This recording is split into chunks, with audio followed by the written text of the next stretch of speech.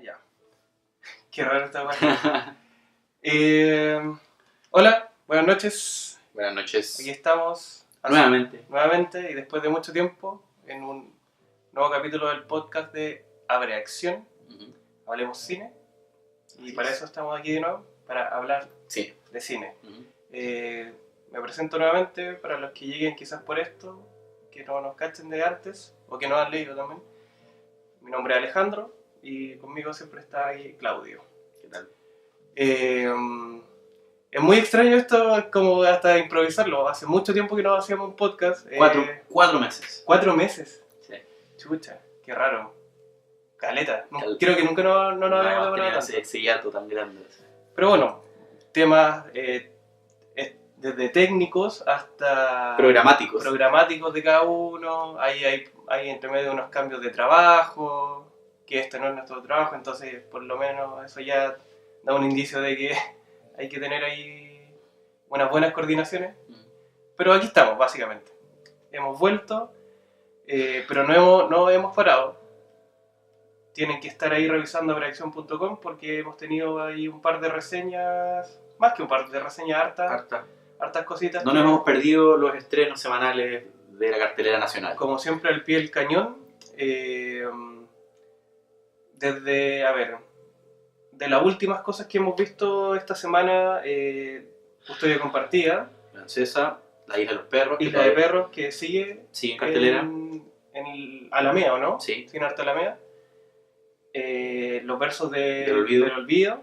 Esta película del director iraní que se hizo acá en Chile. En Cineteca Nacional. Y Han Solo todavía está. Solo esa. ¿Y ¿vamos a hablar de eso? No. Solo eso. Solo no hablaremos de Solo. Así que para que los que no han revisado esas reseñas pasen por abreacción.com. Sí.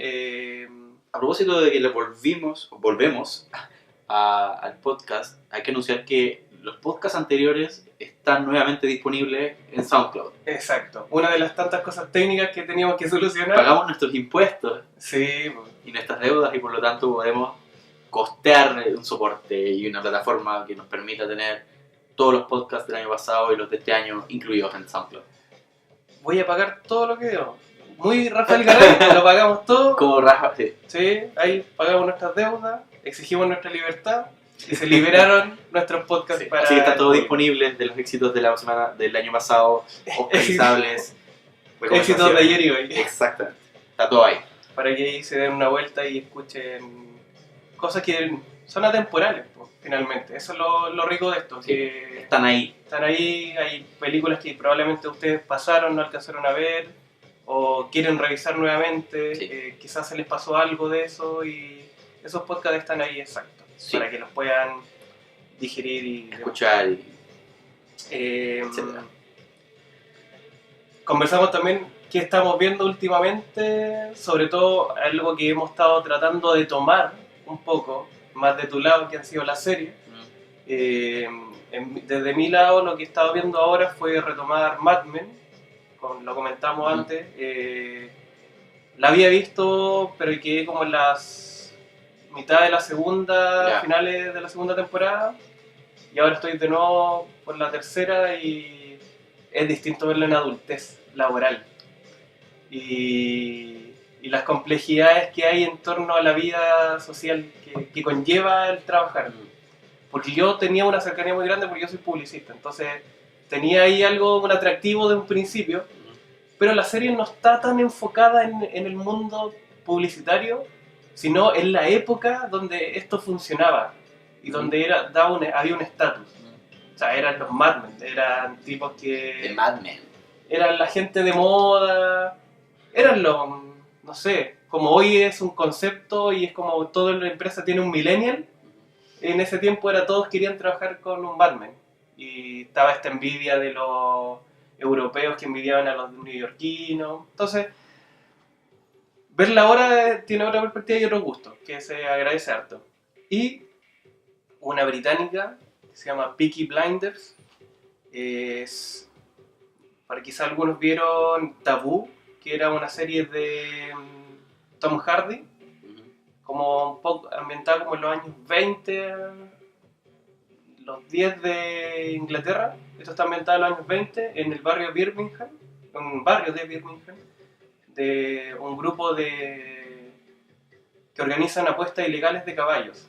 Y son básicamente una mafia pequeña en ese barrio de unos gitanos británicos, harto balazo, harto cigarro, harto whisky. Así que está bien buena. La construcción de ambiente está buenísimo, está muy buena. Y es bien entrete. Y bueno, está los Monty Python, que es como materia obligada a ver las películas. Sí. Life of Brian, ¿cuál es la otra? El Santo Grial. No, la mesa, la mesa cuadrada. Sí. Y la serie de capítulos que hay de la BBC, que son 30 minutos de estúpidos, así, delirantes, que no tienen lógica de nada. Y ahí uno entiende también el camino que tomó la comedia un poco. La comedia británica. Sí, o sea, eso es, ahí uno entiende todo. Así que eso, y todo eso está en Netflix. Disponible en Netflix. Para los más flojitos. Me quise meter en otras series que están fuera de eso. Por ejemplo, Atlanta. Volvió la segunda temporada de Atlanta. ¿Tú la estás viendo la segunda temporada? Sí. Está buena. Está buena, sí. Está rara, sí. Sí, está... buena pero rara. Yo quedé en el segundo capítulo de la segunda temporada. Y ahí quedé, no la seguí viendo. Y Westworld, que también volvió. Que volvió, sí. Que está haciendo ruido en... Y está brígida, pero como estaba con esta otra serie, las quiero terminar y tranquilamente ver cuando pase todo el hype, irme a Westworld, porque es de esas poquitas series que está tocando hartos temas, así muy profundos. Sí. Así que eso en eso estamos. De eso nos alimentamos en la semana. Pero hoy, si eso nos alimenta en la semana, nos pegamos un buen bajón. No sé si sea bueno, no sé si la pasamos tan bien, con uno de los grandes estrenos del mes. Un gran estreno del mes, sí. Una película sorpresiva. Sí, como piolita. Sí, piola. Piolita, no... O sea, piola, pero es un género que en Chile funciona muy bien. Que prende. Acá somos buenitos para el susto. Para el susto, para el terror, el horror. Para las caritas feas, para el sobresalto. Sí. Para el weón que está en la esquina parado, así, desenfocado. O la sábana en la esquina, así como a punto de asustarte. Para el espíritu. El chileno es bueno para eso. Película chiquitita, no tan anunciada, pero que con el tiempo agarró cierto revuelo a nivel de redes sociales. Páginas especializadas en cine han revisado un poco, le han dado ciertas lecturas. Se proyecta como una probable ganadora de algunos premios, lo que nos parece estar bueno. Nada, pues, la vimos esta semana, se estrenó la semana antepasada aquí en Chile.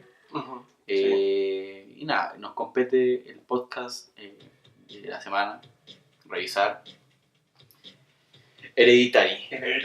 Que se llama... qué horrible el nombre. El legado del diablo. El legado del diablo está en sala chilena. ¿Es un poco spoileable el título? Dicen que es un poco spoileable. Dicen. Pero yo diría que sí, diría que no. También las películas de terror, al menos acá en Chile, en español, o las traducciones de los títulos de las películas de terror en Chile, siempre han tenido un poco han remitido ese imaginario. Sí. El demonio, el diablo, el misterio. Claro. ¿Cómo se llama? The Omen, siempre está el no nacido. El no nacido, como muy trágico, todo muy trágico, muy de... No digas su nombre, como una wea así... Claro, una especie como de romanticismo terrorífico. Una cosa... Pero es una forma de hacer la pega más fácil. No, y la gente va a ver, o sea, la gente amante del cine de terror probablemente va a ver La semilla del diablo y no Hereditary. O sea, claro, sí. Tiene que ver con lo que tú decías al principio. El mercado chileno es un mercado que consume mucho terror. Hay un público especializado, un nicho de terror que va harto al cine a ver este tipo de películas de este género. Y por lo tanto, mucha de esa gente prefiere que la película se llame, creo yo, La semilla del diablo, no, El legado del diablo es Hereditary, como que Hereditary no les dice mucho. No, o sea, porque Hereditary es hereditario en español, ¿cierto? Y, o sea, si les digo hereditario y les pongo esta foto de una familia, puede ser un drama oscuro solamente, como muy doloroso. Pensaba en Stalker. Es Stalker, ¿verdad? Película de Nicole Kidman, dirigida por Park Chan-wook, ¿verdad? Coreano. Claro, podría ser un poco eso. Podría ser algo así, claro, como un drama, no con un fin terrorífico como tiene otro. De esto pensaba en las traducciones de El Juego del Miedo. El Juego del Miedo. ¿Cachai? Que el título original es So. Es eso, ¿cachai? Pero para poder venderla El Juego del Miedo. El Juego del Miedo. El Juego del Miedo. Destino final. Destino final. ¿Cachai? Es una forma básicamente de poder hacer el camino más fácil para el espectador. Para el espectador que consuma este tipo de películas. Claro, ¿cachai? Que como, bueno, oye, vamos a ver esto que se llama así. Y ya con eso ya estoy. Y claro. El afiche está acuático. Sí. Me va a dar miedo. Claro, pues ya a eso me quiero ir a asustar. Es interesante eso que haya gente que vaya al cine a asustarse. Sí, pues. Bueno, o sea, cada uno va con lo que quiere en el fondo, pero esa expectativa de asustarse me parece muy interesante. Es extraño, ¿no? Igual lo he pensado como de... ¿Por qué ver películas que te dan miedo? Porque es una reacción, es un sentimiento placentero. Un poquito angustiante. El miedo, claro, porque siempre está ahí con angustia porque juega con la sorpresa. Ahora, quizá... o las películas de terror que estamos acostumbrados a ver, que es el sobresalto. Claro, el montaje que te cambia, te pone la música. El chirrío, claro. La música fuerte, la aparición tú de el sobresalto, o sea, claro. Moverse el asiento. Claro, está construido como para eso. Claro. Yo he escuchado en algún momento que parte un poco de este interés del cine de terror, o parte de las razones que explicaban la alta convocatoria del cine de terror acá en Chile, o no sé, en muchos lugares, tenía que ver con que a lo mejor era una emoción que uno podía, claro, que te cagáis de miedo, pero en el fondo la podéis controlar.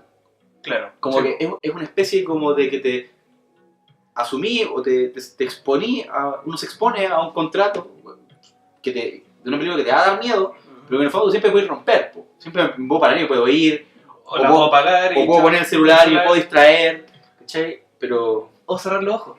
Simple, claro. Claro, pues yo puedo desconectar de esto. Es con miedo domesticado al fin y al cabo. Claro. Y eso quizá una sensación de control de lo que no tiene control podría ser algo que en el fondo podría explicar, grosso modo, el éxito de del género. ¿Sí? Y un poco adolescente o adulto joven. Es verdad, ahí hay algo... Medio millennial, medio teenager. Claro, porque siempre funciona eso. Y históricamente, y que estas películas también aborden esos temas de la adolescencia. O sea, vámonos más para atrás, vámonos unos Jason, unos Freddy Krueger, ¿cachai? De por qué el adolescente, ¿qué hay ahí? O sea, creo que en esos tiempos, cuando estaba el slasher, todo eso, el cine de explotación. Claro, había un tema como del medio moral de las cosas que tú tenías que hacer y las consecuencias que traían las malas decisiones. Sí, como juicio moral. Exacto. Lo que pasa con el juego del miedo, o sea... Claro, también, o sea, el juego del miedo también está de lo mismo, o sea... Juicio moral.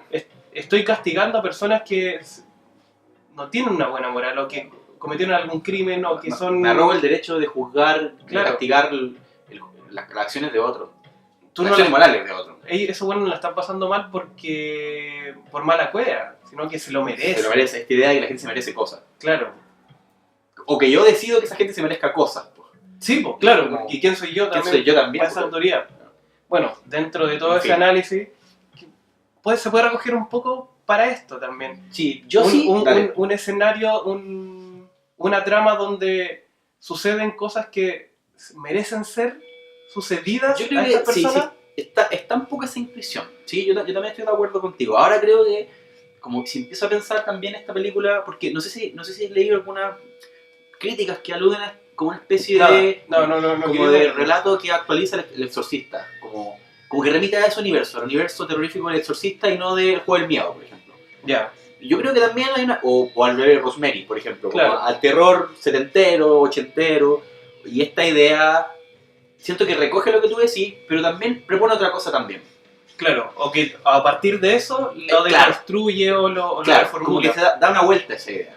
Yeah. Como que no se queda solamente en eso. Y quizá por eso también haya tenido cierto éxito crítico también. o harta réplica. O hype, al fin y al cabo. Sí, pues, sí. O sea, desde que esta apareció en Sundance. Ya. Ahí yo me acuerdo que fue la primera vez que leí de ella. Se mencionó, ahí se estrenó. Y... Ópera Prima, también hay que decir. Ópera Prima. Dirigida por Ari Aster. Nadie lo conocía. Creo que tiene solo cortos. Ya. Es su primer largometraje y tiene solo largometraje. Ahora, no sé si los cortos también son en este género. Desconozco. Pero en Sundance esas como en Cannes la von Trier pasó exactamente aquí. O sea, la película que aterrorizó a Cannes. Ese fue el titular. Sí. Entonces, ya venía con eso. Siempre, y también es como algo parte del festival, siempre tratar de encontrar eso La película que genera que la gente se pare del asiento y se vaya. Que genere reacciones viscerales. Así como, bueno, no quiero ver más, me quiero asustar, la gente salió llorando, corriendo, toda la weá. Entonces, tiene un trayecto bien largo. Sundance desde febrero. ¿Cachai? Sí. Hasta acá. Y que se estrena porque probablemente si no hubiese estado en Sundance habría estrenado tanto películas de terror. Como hay que llenar la cartelera de películas de terror porque son las que venden, pero también pareciera que de aquí como el anticipo del éxito en Sundance también como que apuntar a otra cosa. O sea, una película de terror que dice algo más que el mismo terror. Pero es quizás por quién está detrás de la película. Sí, y ahí volvamos al estudio, a los productores, a la gente que está metida en la producción de la película. A24 es la productora que está detrás o en la producción de Hereditary, que es justamente una productora que es conocida por ofrecer, producir, trabajar con directores de calidad, realizadores de calidad, ofrecer productos que más o menos podrían ir en la línea de lo estéticamente significativo. Claro, que hay una propuesta. Hay una propuesta. Pero eso, hay una propuesta. No estoy entregando un refrito, no estoy entregando un blockbuster. Una opción genérica. Estoy aportando con algo que haga la diferencia al panorama general. Claro. Que en la cartelera tú veas que... Empecemos a dar ejemplos para que la gente también pueda entender, para los que no cachen A24. Si nos vamos de aquí para atrás, A24 estuvo en Lady Bird, por ejemplo. Que se estrenó acá y... Ópera Prima, Greta Gerwig, nominada al Oscar, claro. Ganadora del Oscar a mejor actriz secundaria. Sí, creo. Sí. Y por ejemplo, ya el año pasado, The Witch o Moonlight, la que terminó siendo la ganadora del Oscar. Si se dan cuenta, películas mínimas, pequeñas, pero distintas. Indies. Como dentro de ese... Película independiente pero distinta. Claro, esa propuesta diferente de... Por ejemplo, esta de Robert Pattinson, Good Time. También era de A24. Good Time, sí. Como parece ser una empresa que apuesta, que no se van con lo seguro, entonces voy a apostar por esto que me parece distinto y que llame la atención, y que para cuando llame la atención digan, es que son de ellos. Hay una especie como de sello de calidad en el fondo. Y que lo tenían antes las producciones, los estudios de Hollywood de los años 40, de los años o yo 30. De los 90, cuando uno pensaba en Village Roadshow Pictures o en New Line Cinema. Claro. Pero ahí cuando ya se arremetió Tarantino y empezaron a hacer todo este negocio de volver a diferenciarse por estudios. Pues, sí, pues. Claro. Yo me acuerdo en esos dos casos en particular, y ahora actualmente pienso en Focus Features, que es como cuando yo veo al inicio esa producción, ese nombre, bueno, y digo, probablemente voy a ver algo que debiese estar dentro de un producto de calidad. Claro, no me va a presentar un bodrio. Una mierda. Claro. Entonces, esto ya anticipado por esa producción, pero también es una película que tiene, dentro del género, muchas innovaciones y muchas cosas que son muy interesantes. Sí, o sea, podemos incluso meternos partiendo hasta con lo técnico, ¿cachai? Sí. Como acá hay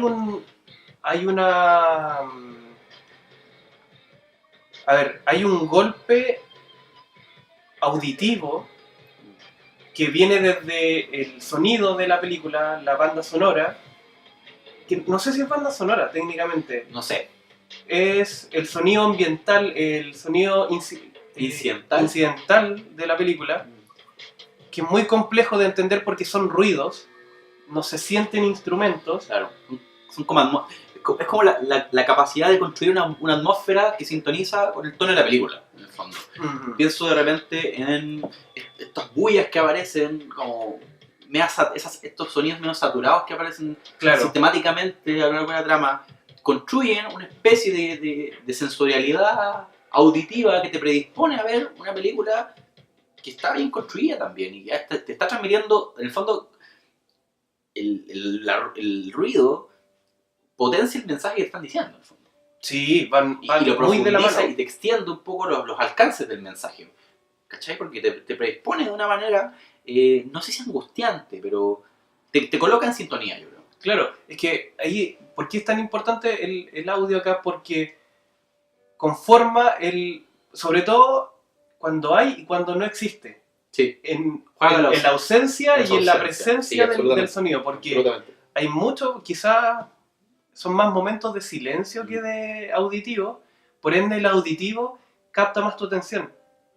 Pero en los momentos de silencio, por ejemplo en la última escena, el chico cuando se para y empieza a caminar por la casa, es totalmente en silencio, a oscuras, entonces muy angustiante y también muy a la espera. Básicamente la mezcla de sonido de la película es un golpe brutal. Es un avance, es un progreso. Yo pensaba, por ejemplo, en esta categoría de los Oscars, el sound editing.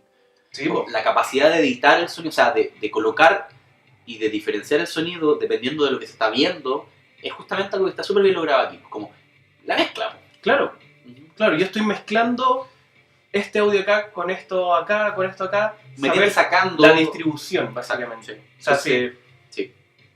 Este por ejemplo, creo que el año pasado ganó Dunkirk. Sí. Y la gente que vio Dunkirk sale con esa sensación de que hay algo en lo auditivo, hay algo en... siento los disparos acá... pero los disparos se acaban en un momento, que se mezclan cuando aparece otra cosa, pero después desaparece ese sonido y está pasando otra cosa en la película. Entonces, es otra película en el fondo. Exacto.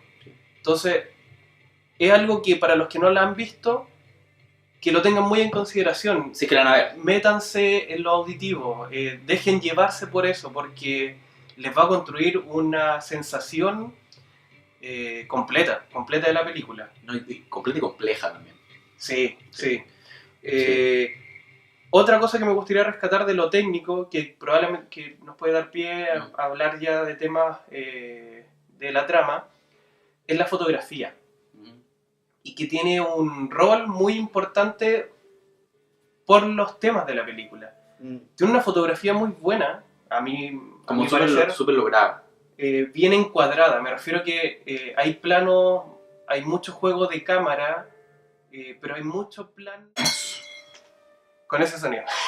Volvimos, un tema técnico. Lo que, además del audio, del sonido, está la fotografía. ¿Por qué? Y ahí empezamos un poco quizás a hablar de la trama de la película. Como se ve en algunos afiches, y como se ve, no en este en específico, pero en varios que pueden encontrar, hay un tema con la casa. Hay unos afiches que literalmente es solo la casa, que es una cabaña que está dentro de la película. Y la protagonista, que es Toni Collette, ella tiene su oficio, se dedica a construir pequeños espacios. Casas en miniatura. Pero no solo casas, hospitales, salas de clase, pero todo en miniatura. Como ¿cómo se llaman estos arbolitos chicos? Bonsai. Como bonsai, pero de espacios de interiores. Interiores de... Bueno. Entonces la construcción fotográfica de muchas escenas de la película tienen la perspectiva como si estuvieras viendo a través de las ventanas de esas casas. Y tiene que ver con una cámara, aquí me podría estar carrileando, pero es un encuadre que coloca a las personas en el centro del plano, pero de una manera tal de que se genera un efecto de ver una miniatura. Claro, exacto, sí. Es como para los que... Como que coloca cuando tú sacáis una foto y tenías ese juego de desenfocar arriba y desenfocar abajo y que pareciera que todo se ve chiquitito y que estáis viendo una miniatura, pero en verdad es algo normal. logra lo que tú decís. Ese efecto aparece. Y en ciertos momentos aparece quizás más enfatizado. Pero claro, todo el tiempo, o sea, quizás habría que ver la película un par de veces más para darse cuenta en qué momento ese efecto está más acentuado. Claro, en qué parte de la trama se coloca eso en pero a mí me pasó también que en reiteradas ocasiones me dio esa sensación. Bueno, y ahí tú jugáis con la narrativa de la película. De la película, que es de lo que ya vamos a entrar a hablar. Pero ahí hay un gran ejercicio. Más allá de esos encuadres en específico, hay tomas como dinámica, planos que son al revés, ¿cachai? Esa secuencia cuando Toni Collette aparece caminando por un pasillo y está al revés el plano. Los juegos de cambio de el día y en la noche. Sí. ¿Cachai? Que son súper buenos. Que son súper repentinos. Claro. El montaje que cambia sin avisarte. Es muy intempestiva el cambio de algunos planos. Sin que eso se note, sin que eso se acelere. Sí. Sino que una escena es la radicalidad del cambio del tiempo, ¿no? No, y el uso, por ejemplo, de los primeros planos. Está súper bien logrado de poder sentir la angustia y poder... A partir de un primer plano. Solamente de eso, ¿cachai? Entonces, es uno de los grandes aspectos técnicos que tiene la película, es muy potente. Yo me acuerdo de un plano que lo vi sistemáticamente, que es un plano donde se presenta el cuadro y luego hace un giro, como hace un viraje. Y muestra lo que sucede. Al lado, o sea, simultáneamente con el primer plano. Entonces, es como si muestro acá y después me muevo hacia lo que pasa acá. Entonces siempre está ese viraje. Claro. Como que se bifurca la cámara. Sí. Eso lo vi mucho y justamente al principio, cuando en el primer plano que aparece, pasa X cosa y luego nos cuentan causalmente lo que pasa en ese mismo espacio a partir de ese plano. Claro. Y eso lo vi muchas veces. Sí, pues. Claro, hay un juego... También narrativo. Narrativo, evidentemente. De mostrarte quizás las consecuencias de lo que está pasando ahí dentro. Claro. No, está buena esa idea, está buena la forma. Sí, no, ahí hay o sea, es ópera prima, hay harto trabajo ahí detrás. Pero, a ver, quizás para los que no han visto la película, esto es lo más complejo y de hecho lo conversamos. Tratar de explicar de qué trata la película, la trama, quizás lo más esencial puede ser. O sea, quedarnos con el tema familiar. Hay una familia, ¿cierto? Con mamá, papá y 2 hijos, ¿cierto? Uno mayor y otra menor, que asistimos al principio al funeral de la abuela materna. Ella fallece, una circunstancia que no se nos dice, y la película empieza y se sitúa a partir de ese deceso. Asistimos al funeral y asistimos a cómo esta familia empieza a habitar la casa de la abuela. Sí.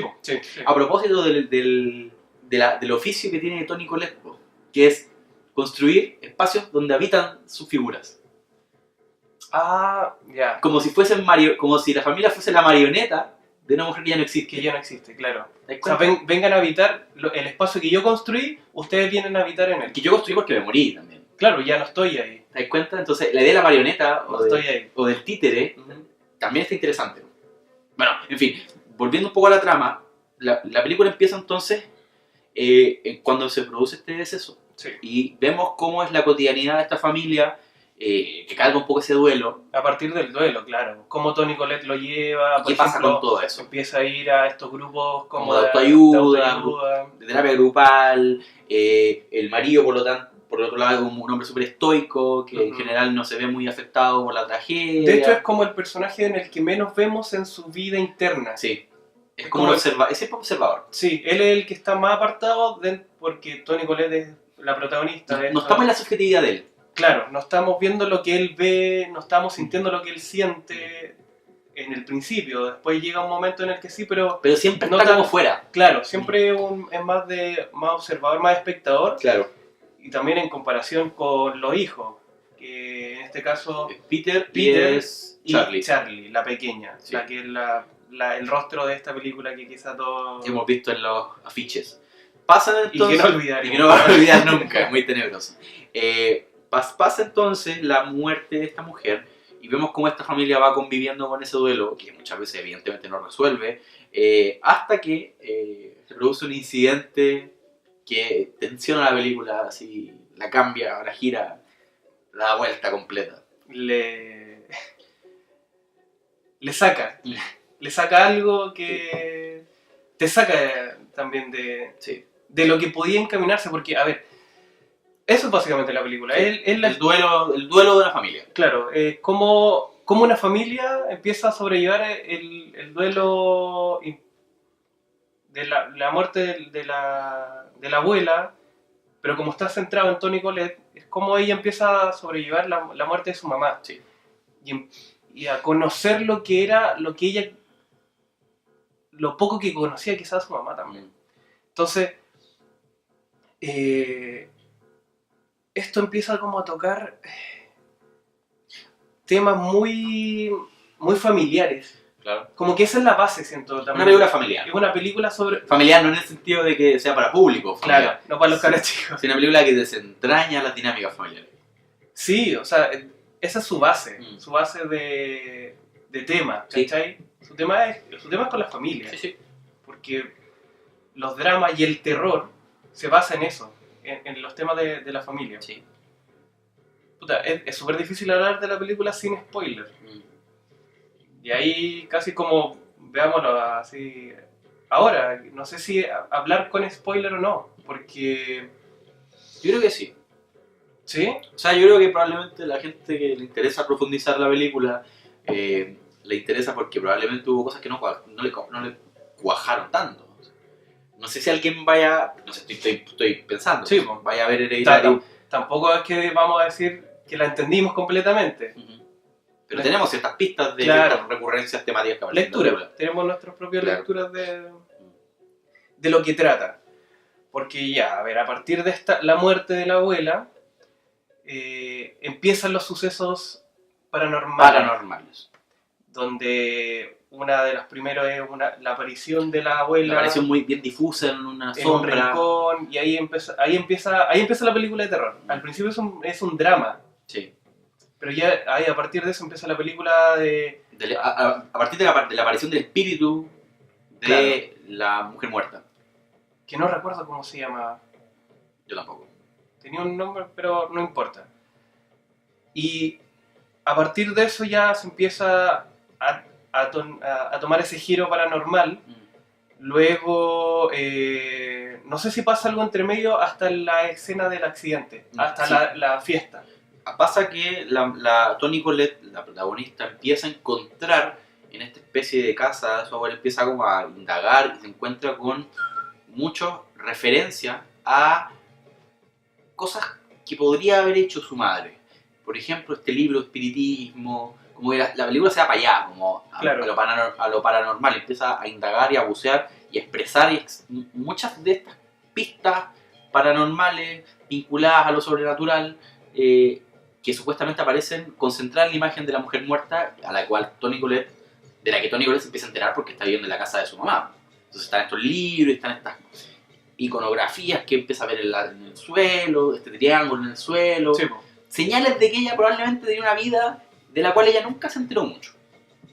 Sí, o sea, ahí es donde empiezan a aparecer los códigos y los simbolismos, claro, que nos empiezan a dar pistas de lo que termina siendo sí, la película. Porque, por ejemplo, hay detalles para los que ya la han visto. Insisto, ya aquí ya empezamos a hablar con la gente que ya la vio. Sí. Palabras escritas en las paredes. Sí. Palabras que en el fondo son... o sea, palabras que no tienen sentido. No sé, para nosotros ni para son los protagonistas. Neologismos que aparecen ahí. Claro, que están ahí escritos como... ideas, conceptos. Como en Lady Bird, cuando ella escribe los nombres de los buenos que le gustaban en el techo, aquí aparecen los nombres pero en las paredes. Insisto, está el triángulo en el suelo. Como, claro. Están estos libros. Y estos libros que... Ahí es cuando Toni Collette empieza a bucear en lo que era su madre, básicamente. Claro. En empezar... ¿Y por qué se sorprende? Porque era algo que no conocía. Ajá. Algo que, por ejemplo, también tiene mucho sentido al final, es cuando está en el funeral, en el velorio, si no me equivoco, de su mamá, y habla, ante todo, dice, mi mamá se hubiera sentido muy extrañada de que hubiese tanta gente acá. Sí. Como que ahí habla de la relación... Lo poco que conocía ella a su mamá. Claro. ¿Cachai? Bueno, lo que aparece también en algún momento, quizás me estoy yendo a otro lado, pero lo que sí, las ciertas certezas que tiene la madre Toni Collette de su madre es una historia rodeada de psicopatología, o sea, trastornos psicológicos. Claro, por ejemplo, cuando va a estos grupos de ayuda y empieza a contar sobre mi mamá acaba de morir y lo tengo que superar, pero ella tuvo una historia muy difícil. Claro. Mi hermano murió cuando era muy joven. Ella empieza a hablar de su familia, desde su mamá y sus hermanos. Y construir algo genealógico que está lleno de enfermedades mentales. Claro, como que no eran una familia normal, ¿no? Era totalmente disfuncional. Y esas son pistas que te van cimentando las lecturas que tú puedes hacer después. Después, claro.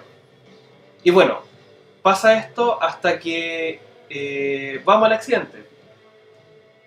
Una noche Peter decide ir a un carrete, que lo invitó un amigo, y Toni Collette, su mamá, le dice que lleve a la hermana porque tenía que, para que salga la pendeja. Y de chapelona. Claro, pues para que se cuiden mutuamente. Claro, para que se ventilen un poco afuera. Claro. Y el pendejo la lleva, se mete el carrete con ella, y este weón como adolescente tenía ahí una patraña que la tenía ahí vista ya. Oye, vamos a fumarnos un caño, vamos a la pieza. Pero oye, Charlie, quédate acá, pues no, güey, pues si voy a ir a fumar, quédate acá. Mira, ahí hay anda a comer una torta. ¿Está ahí? Distraerla. Hay un atado ahí porque la pendeja tiene alergia a la almendra, la torta tenía almendras, se empezó a hinchar, este weón la cachó, se la agarró en el auto. Se la lleva. Y se va rajado a un hospital en este caso. Cuando ocurre el suceso. En el auto, supuestamente la niña saca la cabeza porque quiere tomar aire, se está ahogando, se le está ensanchando, dice ella, la garganta. Aparece justamente un poste, raudamente va el vehículo. ¿Pero por qué aparece el poste? No me acuerdo. El loco va manejando muy rápido y en la carretera, algo que se intuye un poco, está esta típica toma hacia la carretera de David Lynch, carretera perdida. Sí. Y aparece un venado muerto. Ah, es verdad. Y él desvía cuando pierde el control del vehículo. Claro, porque para desviar para correrse, no chocar al venado, gira el auto y la Charlie estaba por la ventana tratando de respirar cuando por desviarse hacia la orilla del camino se topa con un poste. Sí, y por un proceso físico, ¡pum!, se decapita. Literalmente se decapita. Eso pero no lo vemos hasta sí. Un par de minutos después. No lo vemos en ese momento el accidente propiamente tal, sino que vemos lo que pasa después. Cómo ahí, lo que dices tú, cómo juega el director con el primer plano de Peter, sí. ¿Cierto? Y pareciera que nosotros estamos todo el tiempo viendo una cara, pero la expresión de ese rostro en el fondo nos está contando el resto de la historia. O sea, la angustia, la culpa, la incertidumbre, el descontrol, el paroxismo supuestamente que está impreso en ese rostro, nos está contando cómo se está resolviendo o cómo no se está resolviendo esta tragedia. Ahí empiezan a aparecer las escenas de terror. Claro. Porque está tan bien dirigida esa escena de... Uno alcanza a ver cuando la cabeza de ella choca con el poste y llegamos al tiro a la cara de Peter. Sí. Y nos quedamos con su primer plano. Sí. Y sus ojos en un momento tratan de mirar el espejo retrovisor para ver qué pasó y se arrepiente. Y empieza a llorar, se empieza a angustiar. Seguimos en el primer plano. Sí. Y se va, y empieza a manejar. Y se va en el auto. Seguimos en el primer plano. Llega a la casa. Deja el auto estacionado. Ingresa a la casa. Se va a acostar. Escucha que los papás supieron que ellos llegaron. Claro, se escucha de fondo así, oh, menos mal que llegaron. Y él se va a acostar. Y en ningún momento hemos visto un cuerpo, no hemos visto ningún resto de nada. Solamente la cara del tipo. Y solo seguimos su cara, en un silencio angustiante, muy, muy tenso. Y lo vemos que se acuesta. Y después aparece la mañana. Y seguimos con él. Y ahí aparece el silencio cuando se escuchan a los papás salir. Y el grito, y en el fondo se devela la tragedia. Pero se devela la tragedia a través de... Eso es muy interesante. De su... como lo pausado, lo pasmado. Eso es, quedó pasmado, quedó ahí. ¿Cómo te están contando todo el desenlace de un acontecimiento a partir de un solo recurso? La expresión de una cara. Claro. No sé si yo estaba pensando, por ejemplo, en esto, el tema del cine mudo, por ejemplo, cuando la cara, los primeros planos, el plano de la cara, era un plano que la gente le hipnotizaba, porque la gente se enamoraba de los actores porque en el fondo tenía la posibilidad de verles la cara de muy cerca mucho cuando tiempo. Empiezan a hacer los rostros. Claro, me da los rostros. Yo pienso que, claro, probablemente este tipo, el director Asler, se da cuenta del poder expresivo de una cara, pero también del poder narrativo de una cara. Claro. De lo que una cara puede estar diciendo en relación a cómo se siente en virtud de las cosas que fueron pasando. Claro, su inexpresividad casi como todo lo interno que se está comiendo, claro. Porque no ha dicho nada, no ha expresado nada, solo lágrimas. Y no está el pianito o el violín que en el fondo está acompañando. Hay un silencio... Es pura expresión. Y quizás es el gran ejercicio que hace de... Nosotros le estamos poniendo palabras a esto, nosotros le estamos poniendo emociones a esto. Porque la historia está escribiendo la máquina de escribir en nuestras cabezas. Y nosotros estamos diciendo qué es lo que está pasando en esta escena. Sí. O sea, te está dejando a ti toda la interpretación. Claro, porque te dice, ¿qué es lo que tú sentirías en esto? Si te pasara este accidente. Y ahí uno de los grandes juegos que tiene la película, sobre la escena del accidente brutal. Es una gran escena. Es brutalísima. Y a partir también de esa muerte, que ojo, está ese grito desgarrador de Toni Collette, y está la escena de ella llorando en la pieza como un animal. Sí. Es no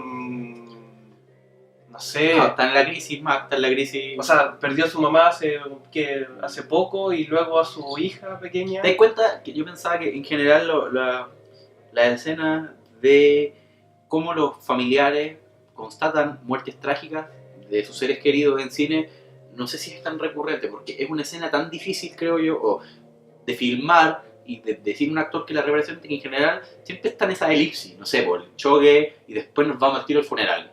Porque claro.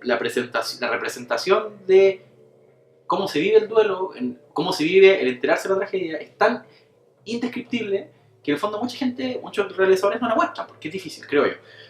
Entonces, sí. Pienso, porque me acuerdo que también me hizo mucho sentido, me dejó muy sorprendido la escena cuando el Río Místico, por ejemplo, la película de Clint Eastwood. Sí, es muy Champagne se entera de la misma tragedia de su hija, lo que sea, y él, claro, tiene el talento actoral suficiente para en el fondo expresar ese dolor indescriptible o ese dolor que no se puede representar. Que te desequilibra y te vuelve loco. Como que empezáis a ver a alguien que está descontrolado. No, como desfasado. Está la representación de lo que no se puede representar. Pues. Entonces, ella aquí también les acerca a eso. Él quizá como que no le saca, digamos, el poto a la jeringa y en el fondo muestra aquello que muchas veces no se muestra. Que es como cómo se vive, la vivencia ahí, en situ, en el momento donde se te dice que perdiste ese ser querido de una manera muy trágica. Sí, pues. No, es brutalísimo. Ahí... O sea, ahí ya el nivel... Ahí ya la película queda en una... Ahí la película te coloca en una posición... Que quizás... Lo peor es que todo esto pasa muy pronto. Sí, pues. Primer tercio. La película dura 2 horas. 2 horas 6. Y estos son... ¿Qué? Los 20 minutos. Más o menos.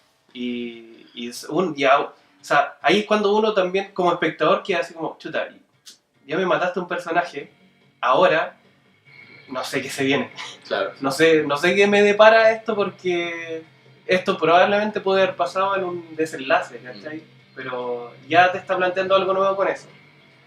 Y bueno, a partir de eso, quizás como para no meternos tanto en el detalle de la película, ahí empiezan los sucesos paranormales de muchas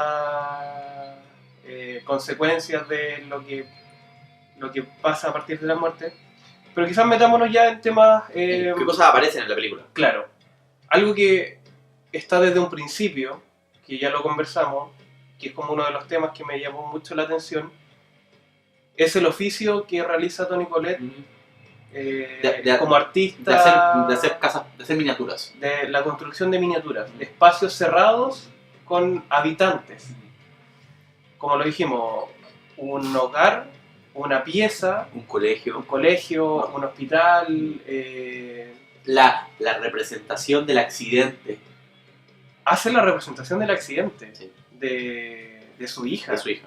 De sus hijos. Y es sorpresivo tanto para el marido sí, como para uno. Como hasta ese momento uno no yo quedé como, ¿por qué estás diciendo eso? No, es extrañísimo. No. Es que, claro, pues, quizá es la reconstrucción.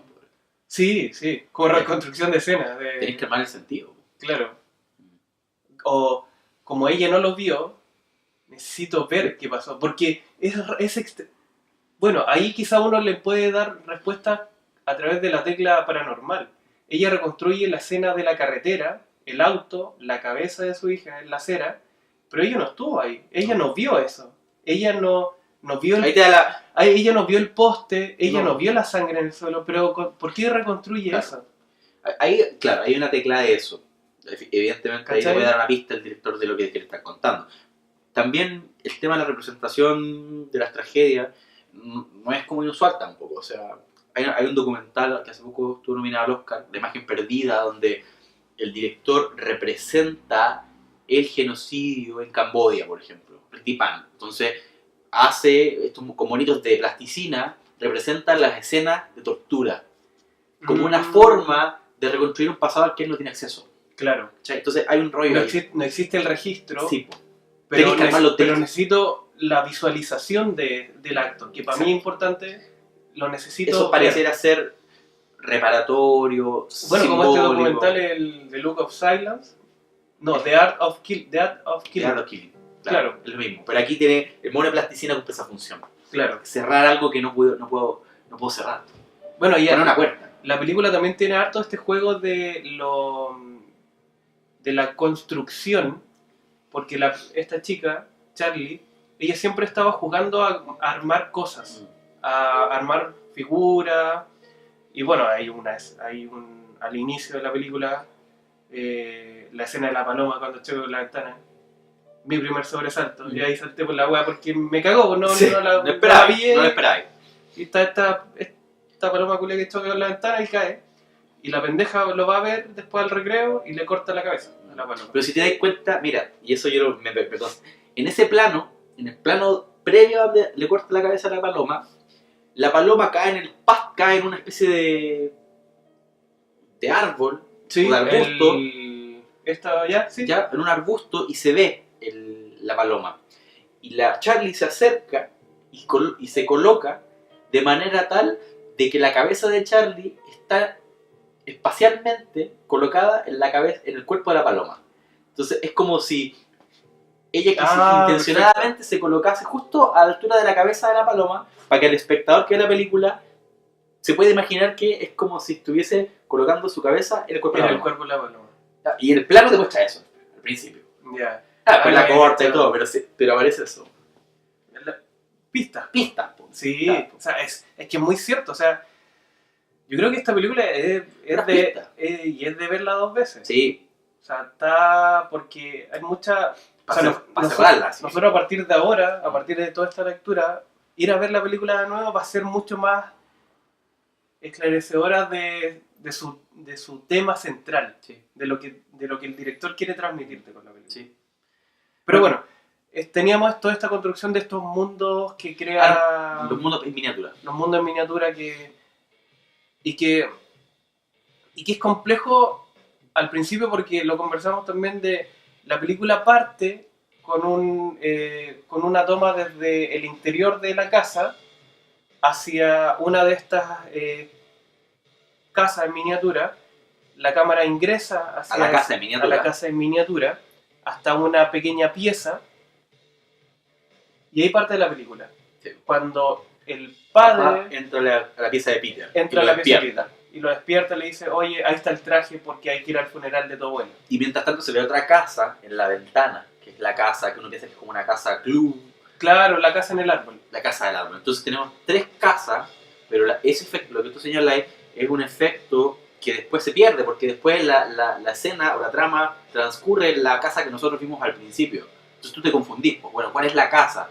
La casa en miniatura, la casa bonsai, claro, o la casa más grande donde está pasando todo. Ese juego es bien raro también. Sí, por eso yo no lo tengo tan claro de qué parte... ¿Qué cosas qué? Claro, ¿qué estoy viendo básicamente? Si yo parto con esa escena, con ese plano, es lo que conversamos con La forma del agua.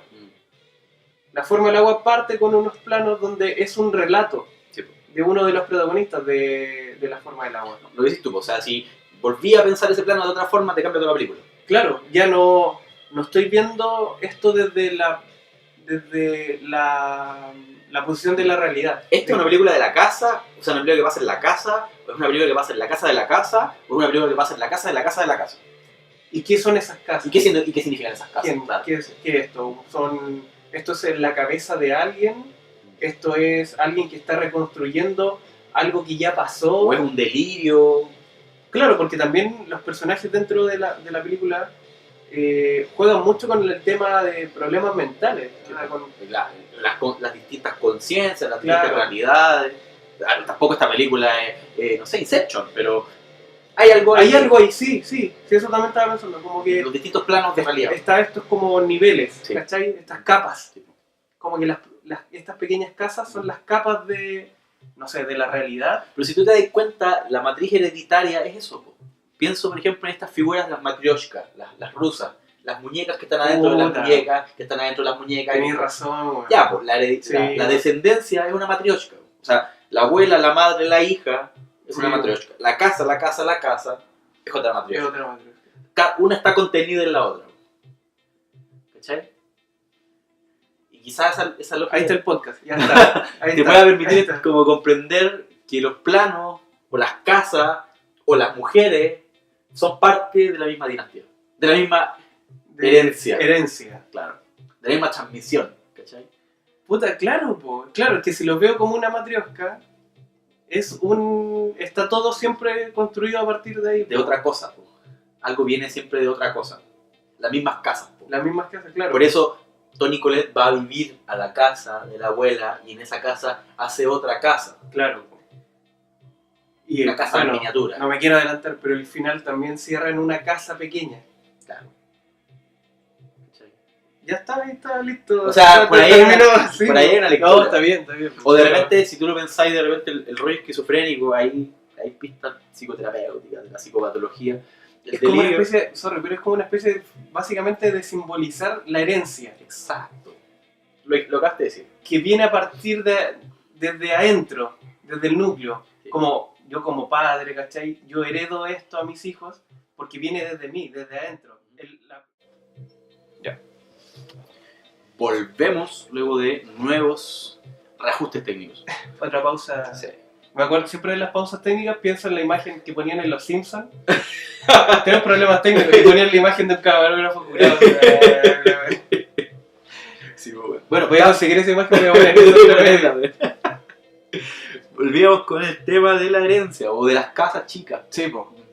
Yo pensaba, el tema del delirio, yo te decía, porque Toni Collette, siempre estamos con la duda de si lo que estamos viendo es un delirio o es verdad o pasa en la casa de Toni Collette, no tengo idea. De repente la esquizofrenia o el delirio es eso, pues es una invención de algo. La invención de una historia, la invención de una casa. Una casa es una historia. Sí, sí. Una construcción de mundo interno. Exactamente, la construcción de un mundo. Bueno, eso es delirar, pues, construir un mundo. Shutter Island, ¿cuántas otras más que...? Construir un mundo es construir una casa, pues. Sí, pues. Construir un colegio, construir un hospital, donde hay un mundo. Es un micromundo, ¿cachai? Es un propio universo que con su cultura, exacto. ¿cachai? Con sus reglas. Exacto. Y esto puede ser, claro, totalmente un delirio a partir de un suceso traumático, sí. Exacto. O sea, hay de hecho, y aquí, claro, aquí uno va, saca el libro, ¿cachai? Pero la psicosis de repente aparece en algunos duelos muy terribles, pues, en depresiones muy depresivas, pues. Que como que en algún momento como que así clic o tocáis fondo y deliráis, po. Altares de la luz, ¿cachai? Suena, sí, se cree en Jesucristo. Eso estaba pensando. Llegó un momento donde cayó muy bajo, po. Como ya llegáis a un punto que donde tenéis que inventarte realidades porque la tuya es muy insoportable. Es que eso es, ahí quizás está donde ella construía estas casas, ¿cachai? porque su realidad no era una realidad que ella pudiese tolerar. Claro, sobrellevar. Sí. Y lo dice varias veces cuando le dice a su hijo en un sueño, y que ahí quizás podemos volver de nuevo a entrar así como cuando estamos conscientes o inconscientes de todo esto, le dice, yo no quería tenerte. Y se tapa la boca, como, chucha, lo que dije fue, no debí decir. ¿Te das cuenta que cuando está sonámbula dice lo que de verdad piensa? O hace lo que quería hacer. Y cuando está lúcida, pareciera que hacen lo que... Es como que invirtieron la racionalidad de las cosas. O sea, cuando nosotros estamos despiertos, actuamos sensatamente. Cuando estamos durmiendo, actuamos de manera insensata o irracional. Claro. Esto es al revés. Cuando está durmiendo, ella dice las cosas que realmente piensa y hace y quiere hacer. Y uno podría entrar a pensar, bueno, entonces cuando ella está despierta, está delirando todo el tiempo. Puta, ahí tenía una teoría para leer la película. Podríamos leerla desde ahí también. Desde un... ¿cómo decirlo? Una perspectiva de lo psicológico, de lo postraumático, sí, y de la necesidad de construir algo que nos dé seguridad. La ampare. Como un hogar. Como un hogar, como un Dios, claro, como un referente. Está buena esa lectura, claro, que te la afirma un poco más. Bueno, dale. Todo esto lleva a que toda la película se construye a partir de que tenemos que llegar hasta el final. Sí. Que básicamente todos los sucesos paranormales, terroríficos y traumáticos que suceden en la película son con un porqué. Que llegamos hasta el final, al ritual. Sí. Hay un rito satánico, demoníaco, que empieza a tocar también otras fibras. Si ya estábamos hablando de lo psicológico, también toca algo que podría ser como lo de The Witch, que es lo religioso. Sí. ¿Cachai? Que hay algo ahí con la fe, con lo que se cree. Y que eso quizás me da pie también para lo otro, que lo que yo siento, lo que yo creo, ¿cachai? ¿Es tan controlado o es parte de esa herencia, ¿cachai? De la que yo tengo. Ya, sí te cacho. ¿Cachai? O sea, sí, ¿por qué? Porque nosotros al finalizar la película nos damos cuenta de que la abuela quería hacer todo lo que hizo.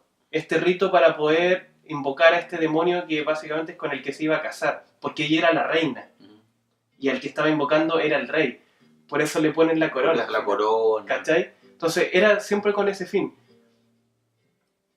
Y hay una herencia que ahí ya no podéis evitar, que no podéis ni controlar. La herencia como un pesos. Como un designio. Y como las religiones son un poco de eso también. Sí. No, si el rollo religioso aparece ahí... Es brígido, sí. Y quizás no está tan claro, no está tan... Sí, no aparece, sí, tienes razón. Como que al final no va... Te hace más sentido, porque es un culto. Por eso te mencioné antes esto cuando en el velorio ella se sorprende que haya tanta gente, porque toda esa gente eran devotos de ella. Y aparecen después aparecen ella en el culto. Claro. Era todo esto, era la construcción de una religión. La construcción de un culto. Exacto. O sea, si tú lo pensáis, y ahí yo hay algo que a mí lo que me hace entender esto desde una lectura religiosa es el tema de la Trinidad. La Santísima Trinidad. Madre, hija, abuela. Ahí está la Trinidad. Ahí está el Padre, Hijo, Espíritu Santo. Y que estaba construido solo eso, pero necesitaba no sé, ya, está lo matriarcal, pero necesitamos lo patriarcal para que esto pueda fluir. Para confluir, para que se pueda configurar. Necesitamos este mártir. Claro, porque necesitamos... El sacrificio. Se necesita el hombre. Hay una parte donde está Charlie, la pequeña, decía, ella quería un hombre. Ella quería un hombre, sí. La necesidad de que la procreación del nacido, del demonio no nacido, genera el inicio del nuevo culto, de la nueva creencia, o el génesis. Claro, porque como si ya nos vamos así como casi ¿qué se necesita para que algo nazca? ¿Cachai? Necesitáis de un receptor y un emisor, ¿cachai? Un receptor y un receptáculo. Claro, donde nazca, ¿cachai? Algo, donde la creación del nuevo culto. Entonces necesitáis eso, ¿cachai?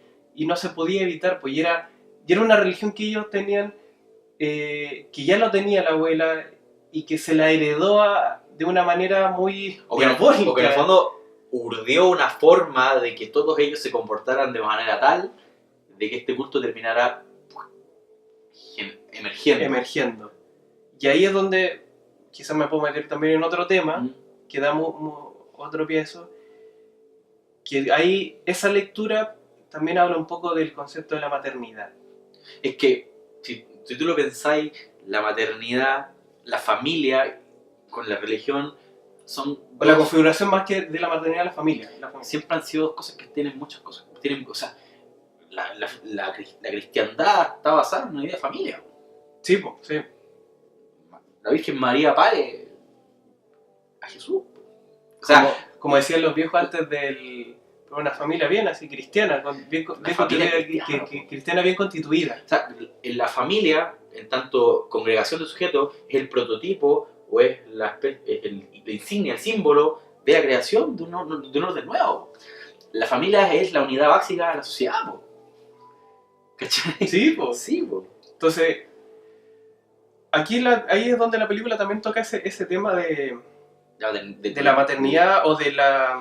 como lo tenía como el tener hijos como con un objetivo.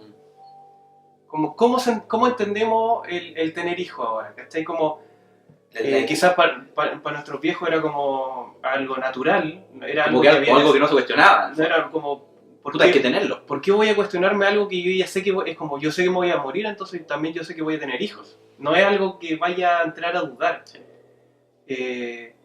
Pero esta película, cuando toca, si la veis desde ese lado, también te hace analizar eso como ¿por qué voy a tener hijos? ¿Por qué voy a heredar? ¿Por qué voy a tener un legado?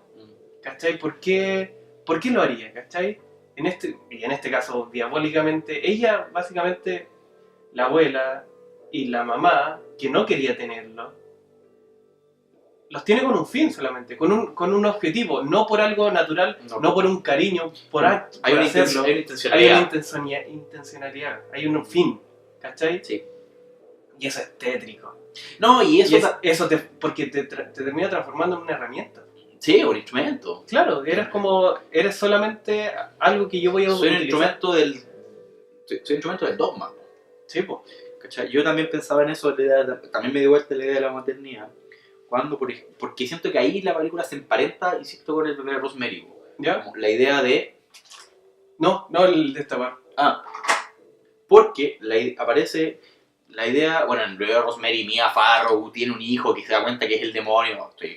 Así como sintetizando al máximo la 15 segundos.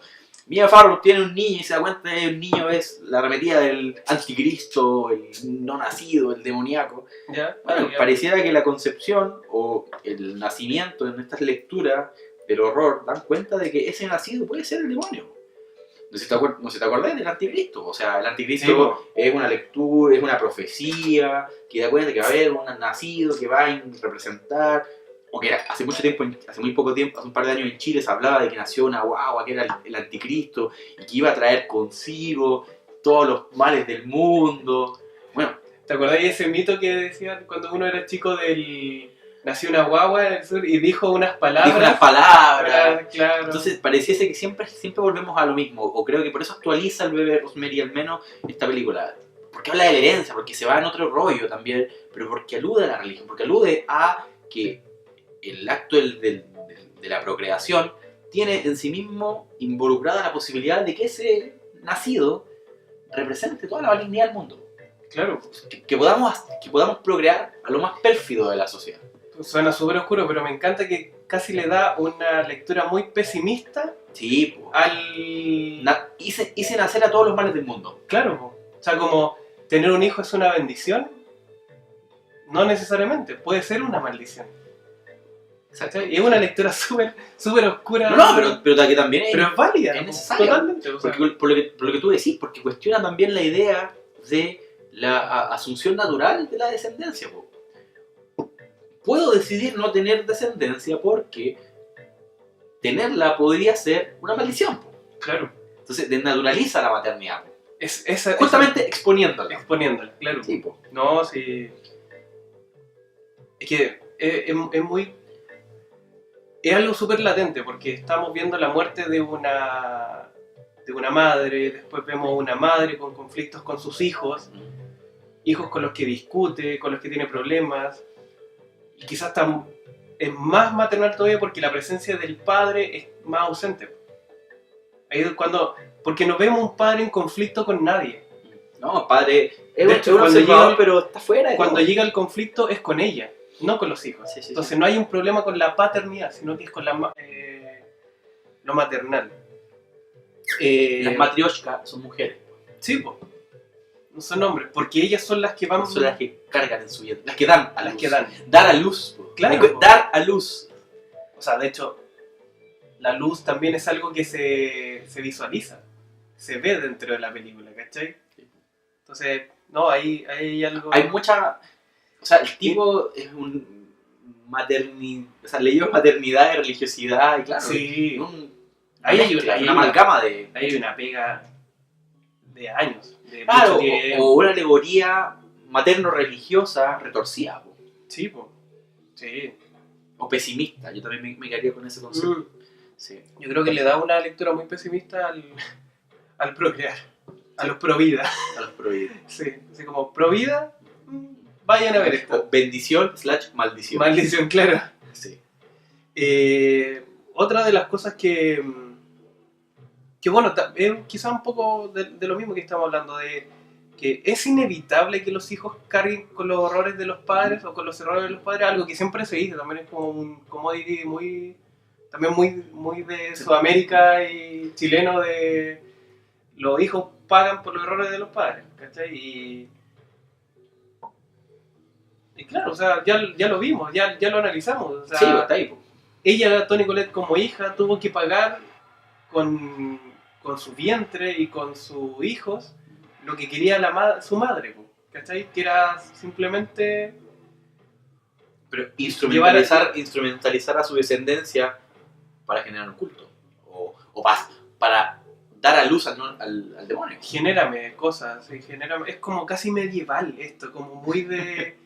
Tú me tienes que dar un rey, un príncipe, no un hijo, alguien que... No, pero es lo que dame una herencia. Es que esa es la perpetuidad, po.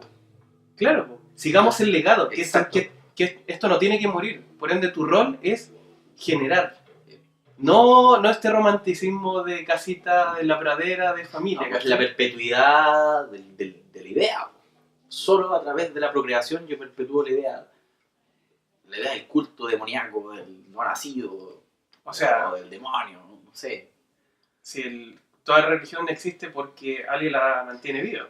Sí, y porque se encargó de generar herencia, de transmitir esa herencia. Claro, o sea, la religión, si tú lo pensáis... El bautismo.